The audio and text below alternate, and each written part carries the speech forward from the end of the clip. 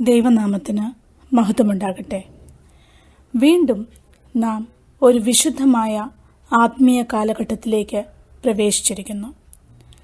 നോമ്പുകാലം ആത്മപരിശോധനയിലൂടെ, പശ്ചാത്താപത്തിലൂടെ, പ്രാർത്ഥനയിലൂടെ ജീവിതത്തെ വിശുദ്ധിയിലേക്ക് നയിക്കുന്നൊരു കാലമാണ്.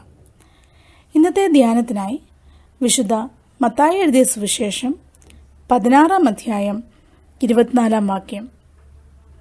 പിന്നെ യേശു ശിഷ്യന്മാരോട് പറഞ്ഞത്, ഒരുത്തൻ എൻ്റെ പിന്നാലെ വരുവാനിച്ഛിച്ചാൽ തന്നെത്താൻ ത്യജിച്ച് തൻ്റെ ക്രൂശെടുത്ത് എന്നെ അനുഗമിക്കട്ടെ. ഈ വചനം ബൈബിളിൽ 4 സുവിശേഷങ്ങളിലും രേഖപ്പെടുത്തിയിരിക്കുന്നു. യേശുക്രിസ്തുവിൻ്റെ ഈ വാക്കുകൾ യഥാർത്ഥമായ ശിഷ്യത്വത്തിനുള്ള ഒരു വിളിയാണ്. യഥാർത്ഥ ശിഷ്യന്മാരാകുവാനുള്ള 3 വ്യവസ്ഥകൾ ഈ വാക്യത്തിലൂടെ നമ്മെ ഓർമ്മിപ്പിക്കുന്നു. ഒന്നാമതായി, സ്വയം ശൂന്യവൽക്കരിക്കേണ്ട ആവശ്യകത.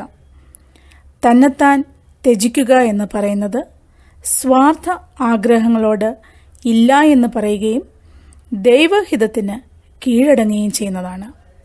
എന്നാൽ ഇന്ന് ലോകം പറയുന്നത്, ഹൃദയം പറയുന്നത് ചെയ്യുവാനും സന്തോഷം നൽകുന്ന കാര്യങ്ങൾ അത് തെറ്റായിരുന്നാലും അതിനെ പിന്തുടരുവാനും മറ്റെന്തിനേക്കാളും നമുക്ക് തന്നെ പ്രാധാന്യം കൊടുക്കുവാനുമാണ്.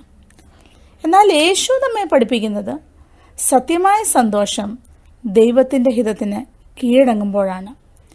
നമ്മെ വേദനിപ്പിച്ചവരോട് ക്ഷമിക്കുമ്പോൾ, സത്യത്തിനു വേണ്ടി നിലകൊള്ളുമ്പോൾ, ഉത്കണ്ഠപ്പെടുന്നതിന് പകരം പ്രാർത്ഥിക്കുമ്പോൾ നാം തന്നെത്താൻ ത്യജിക്കുന്നവരാകുന്നു.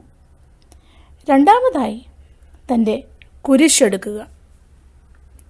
കുരിശെടുക്കുക എന്നത് രക്തസാക്ഷി മരണം വഹിക്കുവാനുള്ള സന്നദ്ധതയാണ്. എന്നാൽ ലൂക്കോസിന്റെ സുവിശേഷം 9-ാം അധ്യായം 23-ാം വാക്യത്തിൽ ദിനം തോറും കുരിശെടുക്കുക എന്ന് പറഞ്ഞിരിക്കുന്നു. അതായത് കുരിശ് നമ്മുടെ ജീവിത ശൈലിയായി മാറണം. ത്യാഗത്തിൻ്റെയും നഷ്ടത്തിൻ്റെയും നൊമ്പരങ്ങളുടെയും പാതയിലൂടെ നമുക്ക് യാത്ര ചെയ്യേണ്ടതായി വരാം. ഇന്ന് നാം പലപ്പോഴും സ്വന്തം നേട്ടങ്ങൾക്ക് വേണ്ടിയുള്ള വേദനകൾക്ക് ക്രൂശ് എന്ന് പറയാറുണ്ട്. എന്നാൽ ക്രിസ്തുവിന് വേണ്ടി നാം ഏറ്റെടുക്കുന്ന സഹനങ്ങളെ നമുക്ക് സ്നേഹത്തോടെ ചേർത്ത് പിടിക്കാനാകണം. പ്രിയമുള്ളവരെ, ക്രൂശിന് ശേഷം ഒരു ഉയർത്തെഴുന്നേൽപ്പിൻ്റെ അനുഭവമുണ്ടെന്ന് ഓർക്കുക.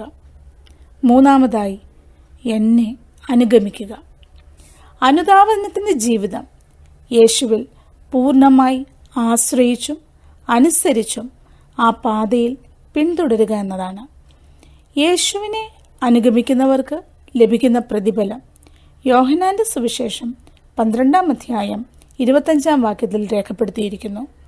യേശുവിനെ അനുഗമിക്കുന്നവൻ അവൻ ഇരിക്കുന്നയിടത്ത് ഇരിക്കുകയും പിതാവ് അവനെ മാനിക്കുകയും ചെയ്യും.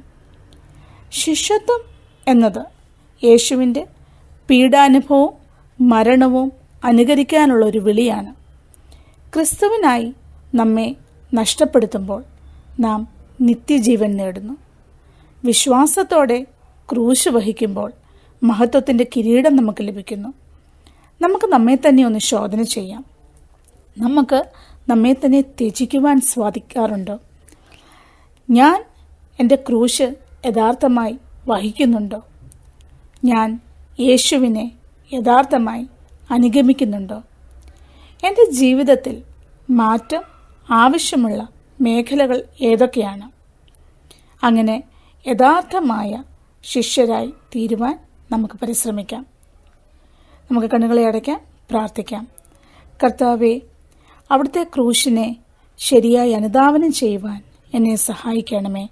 ജീവിതത്തെ വ്യത്യസ്തമായി കാണുവാനും പ്രവർത്തിപ്പാനും ഞങ്ങളെ സഹായിക്കണമേ. ആമേൻ.